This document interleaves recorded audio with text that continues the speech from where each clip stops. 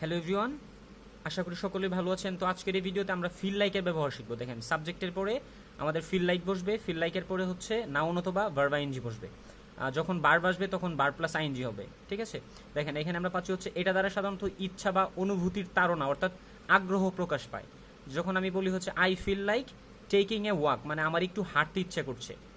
I feel like লাফিং, মানে আমার একটু হাসতে ইচ্ছা করছে, ঠিক আছে? আই ফেল্ট লাইক লাফিং মানে হচ্ছে আমার একটু হাসতে ইচ্ছা করছিল, যেখানে এখানে পাস্ট টেন্স যখন হবে। আর যদি আই ফিল লাইক বলি তখন তো প্রেজেন্ট টেন্স হবে, তার মানে আমার হাসতে ইচ্ছা করছে।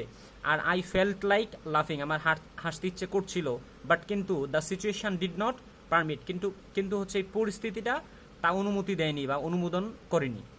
আচ্ছা, I feel like a soft drink, দেখেন এখানে একটা নাউন বোঝাচ্ছে। এই নাউন, এটা একটা ফ্রেজ, এই নাউন ফ্রেজটা বসছে। তার মানে ফিল লাইকের পরে ভার্ব যদি আসে তারপরে ভার্ব প্লাস আইএনজি হয়, অথবা নাউন আসতে পারে। নাউন মানে সিঙ্গেল একটা নাউন আসতে পারে, একটা নাউন ফ্রেজও আসতে পারে, নাউন ক্লোজও আসতে পারে। মানে কোনো কিছু খেতে ইচ্ছে করছে যখন হবে, তখন হচ্ছে আপনি ফিল লাইকের ব্যবহারটা করবেন। তো আজকের মতো এখানেই। আসসালামু আলাইকুম।